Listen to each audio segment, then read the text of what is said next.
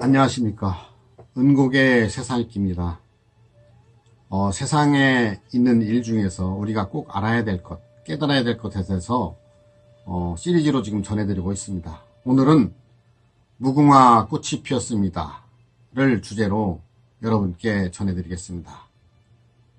샤론의 꽃 무궁화, 무궁화 꽃이 피었습니다. 많이들 아시죠? 처음 들었습니까? 무궁화는 4월경에 어린 잎을 따서 말리고 볶아서 무궁화 차를 마실 수가 있습니다. 가능한 분은 한번 해보십시오. 그리고 7월부터 피는 꽃잎을 따서 떡을 만들기도 합니다. 아셨을까요? 여러분, 무궁화 나무를 가지치기를 해서 화분에 심어보세요. 지금 당장 한번 해보시죠. 7, 8월에 꽃을 볼 수 있을 것입니다. 생명력이 강한 무궁화는 100일간 피고 지는 꽃입니다. 무궁화는 영어로 보면 성경에서 나오는 샤론의 꽃과 같습니다. 영어로 무궁화는 로즈 오브 샤론으로 해석됩니다. 성경에서 이 샤론의 꽃은 인류의 구원자 예수를 의미하고 있습니다. 종교로 본다면 우리의 무궁화는 바로 인류의 구원자를 상징하는 꽃이었습니다.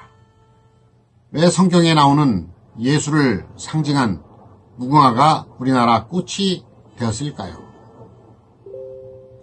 역사를 거슬러 확인해보면 아담은 우리 한민족의 동이족의 후손이었음을 아셔야 합니다.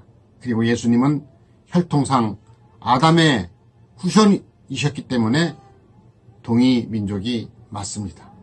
이처럼 인류의 구원자 예수님께서는 성경 역사보다 더 거슬러 올라가 보면 우리 혈통에서 태어나신 것을 깨달아야 될 것입니다. 이 사실은 창조주께서 성경과 같은 글이 아닌 꽃으로 예언하실 때에 무궁화를 빗대어 사용하신 것으로 사료됩니다.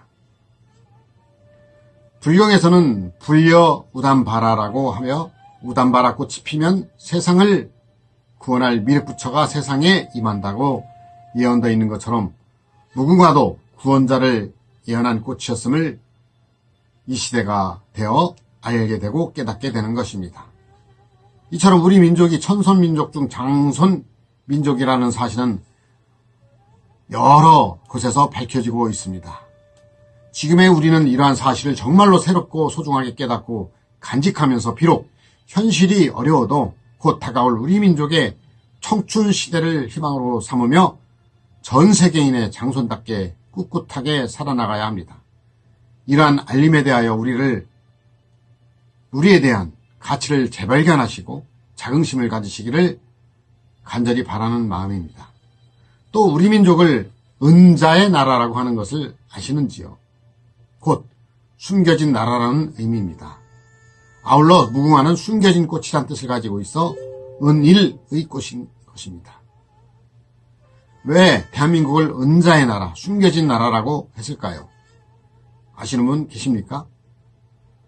시작과 끝을 장식할 찬란한 역사의 주인공이지만 하나님께서는 그 과정을 이끄시는 시간 동안 마치 약소국가로서 힘이 없는 것처럼 숨겨놓고 나타나게 한 것인지 싶습니다.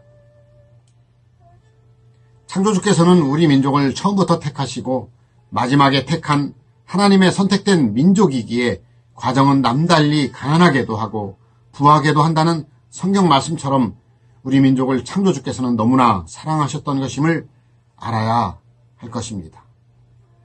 여러 환경을 주시면서 고진감래하신 것은 때가 되면 진정한 의미의 광복을 맞이하여 세계를 다스리는 장손민족으로 거듭나게 연단하시는 것임을 감사하게 깨달아야 합니다.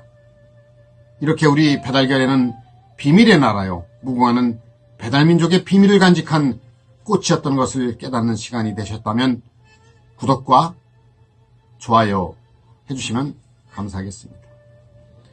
무궁화의 뜻을 자세히 알아볼까요? 무궁화의 무자는 없을 무자입니다. 무라함은 알리신 하나님을 뜻합니다. 하나님은 눈으로 볼 수도 손으로 만질 수도 없습니다. 왜일까요? 영, 즉 신령한 영이기 때문입니다. 영에 대해 알아보겠습니다. 하나님은 신인 것을 인정하시지요. 신을 영이라 합니다. 보이지 않지요. 그래서 신이 깃들면 신령하다고 합니다. 또 영은 숫자로는 아무것도 없는 무를 상징합니다. 제로이지요. 제로는 숫자가 없다는 영입니다. 그러나 영은 셀 수가 없는 무한의 수로서 숫자의 시작과 끝이 됩니다. 숫자는 어떻게 생겨났을까요? 창조주께서는 무에서 유를 창조하실 권능으로 만물을 지으시면서 생겨났던 것임을 깨우치게 됩니다. 이해되시는지요? 다시 말하면 무궁화의 무는 형체가 없으신 하나님을 뜻하고 하나님께서 무에서 유를 창조하신 것을 의미함을 그렇구나 이해가 되셔야 됩니다.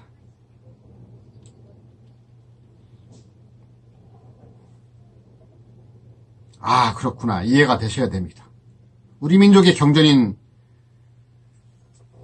처부경에서는 일시무시일 석삼국 무진본이라고 쓰여 있습니다. 이 뜻을 간단히 말하면 하나는 없음에서 시작했고 이것이 맨 처음에 하나이다. 삼국으로 나누어도 근본에는 담이 없다는 뜻입니다.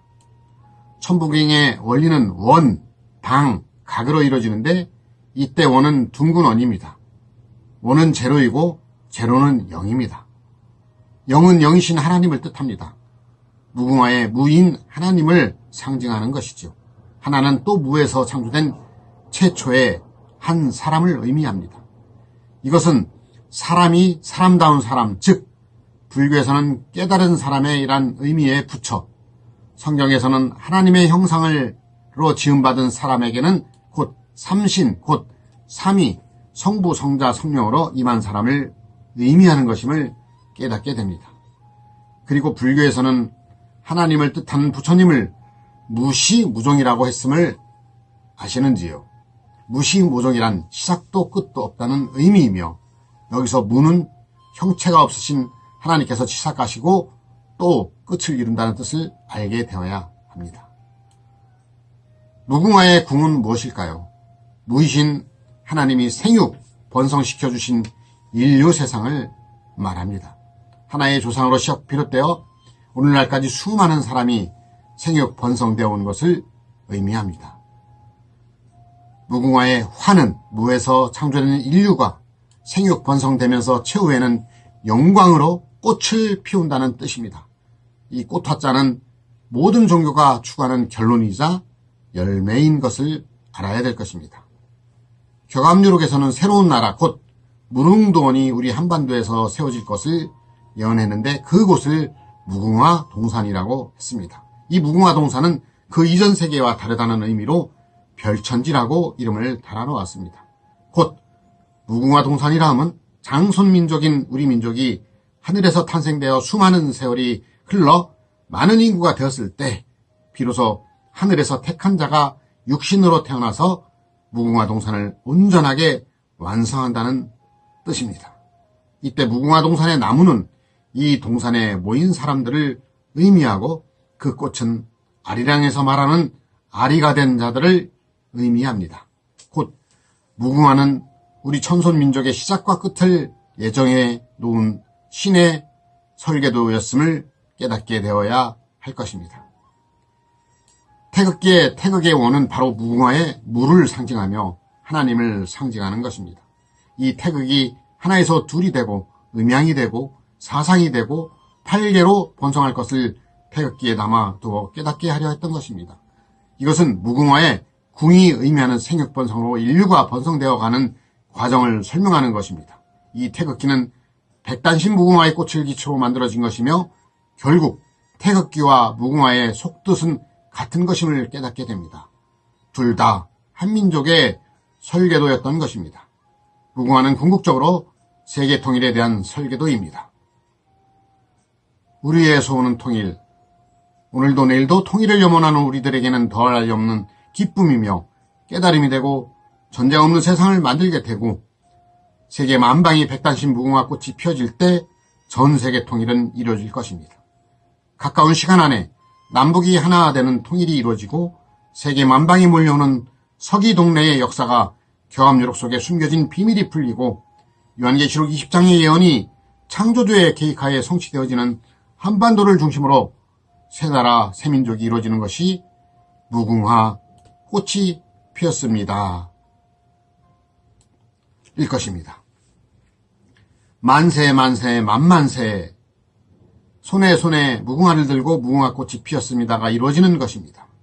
옳다고 공감하신다면 구독과 공유로 응원해 주십시오. 감사합니다.